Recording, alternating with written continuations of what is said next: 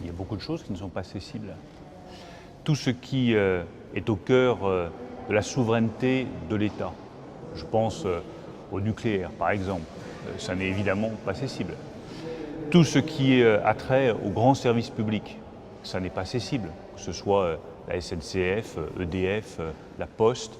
Donc tout ce qui est au cœur des missions de souveraineté de l'État n'est pas accessible. En revanche, moi j'estime que sur d'autres activités, les aéroports, les jeux, on peut très bien concéder cette activité à un acteur privé, tout en gardant une régulation et un contrôle très forts. Il y a pourtant une inquiétude des Français autour de ces privatisations, notamment autour de la privatisation d'ADP. Alors on rappelle que ces privatisations sont là pour financer un fonds pour l'innovation, pour les innovations de rupture, un fonds de 10 milliards d'euros.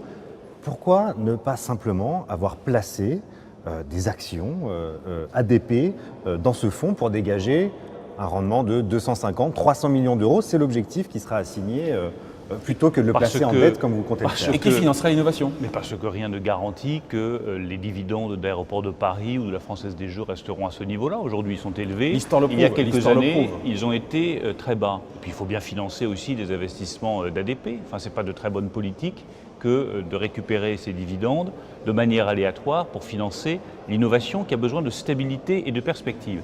Quel est l'objectif? Donc la dette française sera bonne pour ça, a priori. Oui, a priori. Mais quel est l'objectif de ces cessions d'actifs? C'est mettre de côté 10 milliards d'euros d'argent public qui vont rapporter 250 à 300 millions d'euros par an, c'est-à-dire sur 10 ans.